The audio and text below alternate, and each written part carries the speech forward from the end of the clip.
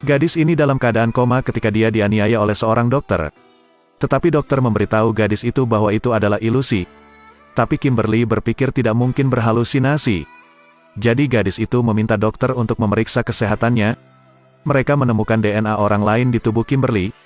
Sekarang Kimberly yakin. Jadi gadis itu segera pergi ke polisi. Tetapi mereka mengatakan Dr. Richard telah menjalani profesinya selama lebih dari 10 tahun. Biasanya, dia sangat lembut dan baik hati. Dia tidak bisa melakukan hal seperti itu. Polisi mengatakan kepada gadis itu untuk mengingat kejadian itu dengan hati-hati. Tapi pikiran Kimberly tiba-tiba menjadi kabur. Gadis yang hanya mengingat pertengkaran. Gadis itu terluka dan harus pergi ke rumah sakit. Meski polisi FBI memastikan tidak ada hal seperti itu, namun pada akhirnya mereka harus mengambil keputusan karena sikap Kimberly tersebut. FBI pergi mencari Dr. Richard dan memberitahunya tentang tuduhan Kimberly terhadapnya. Kemudian mereka akan mengambil darahnya untuk diselidiki. Tapi FBI tidak mengambil darahnya di tempat. Biarkan dia mengambil darahnya sendiri. Ketika dia memberikan darah untuk pencocokan DNA, itu tidak terlihat seperti DNA Kimberly. Polisi tidak terkejut. Karena mereka semua memiliki kepercayaan mutlak pada Dr. Richard. Tidak lama kemudian, FBI pergi mencari Kimberly. Berdiri di depan rekan-rekannya gadis itu mengumumkan berita itu. Dr. Richard tidak melecehkannya. Kalimat ini membuat gadis itu kehilangan muka. Kimberly sangat marah. Terlihat jelas bahwa dialah korbannya. Gadis itu pergi ke kantor polisi untuk menanyai mereka. Sheriff dengan cepat memperhatikan gadis itu. Setelah dia bertanya dengan jelas, dia tahu itu. Memang FBI tidak bekerja sesuai prosedur yang benar. Tapi dia meyakinkan itu. Dr. Richard tidak akan melakukan hal seperti itu. Kimberly tidak percaya. Gadis itu ingin menyelidiki lagi. Gadis itu mengancam kepala polisi. Kimberly akan online untuk menuduh mereka tidak bertanggung jawab. FBI hanya bisa menangani kasus ini.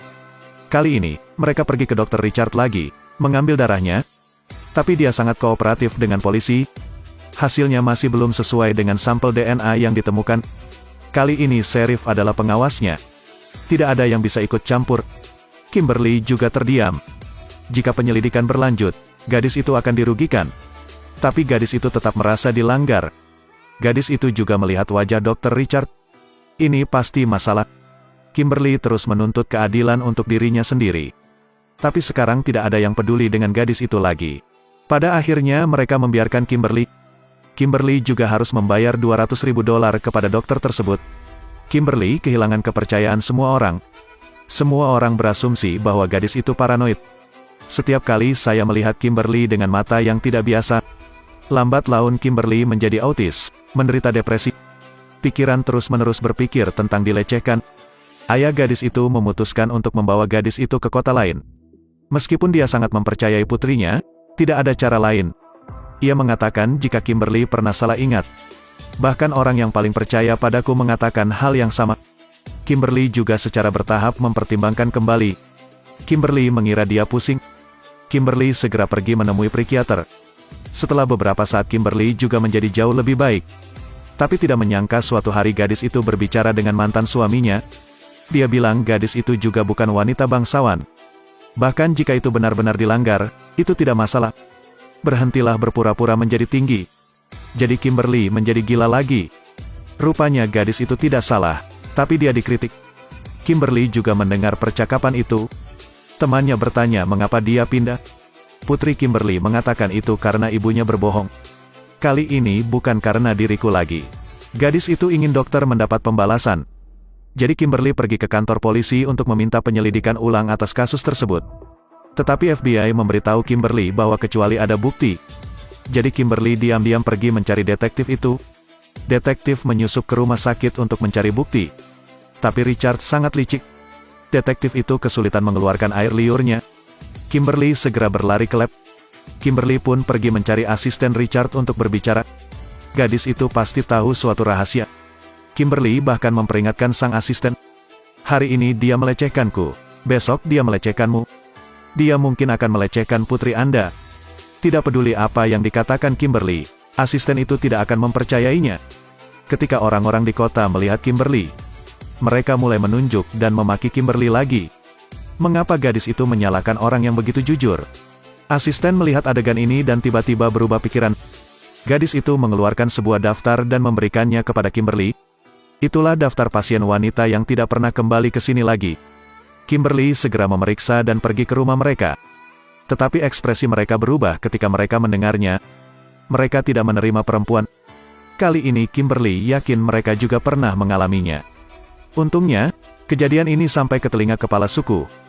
Dia mendengar tentang insiden Kimberly. Ini bukan masalah sederhana, katanya. Jadi dia memutuskan untuk mengambil kasus itu lagi. Dr. Richard dibawa ke kantor polisi. Dia masih sangat tenang dan tenang, mengulurkan tangannya agar dokter mengambil darah. Kali ini Kimberly menjadi saksi. Sementara itu, gadis itu sangat khawatir. Jika hasilnya tetap sama maka menjadi sia-sia. Namun ketika hasilnya datang, gadis itu kecewa. Itu hasil yang sama dengan 2 kali sebelumnya. Sheriff juga tidak mau peduli lagi. Kimberly secara bertahap meragukan dirinya sendiri bahwa dia mungkin salah. Richard tiba-tiba berkata bahwa dia akan pergi ke luar negeri untuk tinggal beberapa hari lagi. Jika Kimberly tidak memberikan bukti, dia akan terbang. Kimberly benar-benar tidak tahu bukti apa lagi yang tersisa. Gadis itu mulai ragu apakah dia memiliki kekuatan super, atau ada mata-mata di kantor polisi. Tiba-tiba seorang gadis mendatangi Kimberly. Gadis itu juga merasa telah dilecehkan. Sebelumnya, Kimberly mendatangi gadis tersebut namun gadis tersebut tidak berani berbicara. Jadi gadis itu mencela Dr. Richard. Kali ini ada saksi dan Richard kembali ditangkap. Kali ini FBI memilih mengambil darah dari ujung jari. Kali ini hasilnya cocok. Cocok dengan sampel DNA di tubuh Kimberly. Kali ini buktinya jelas dan transparan. Kimberly mencuci salahnya. Richard dikirim ke penjara. Alasan mengapa dia bisa menyembunyikannya 2 kali sebelumnya. Itu karena ada tabung karet di dalam kulitnya. Tabung itu berisi darah orang lain. Tapi pada akhirnya dia tetap harus dihukum.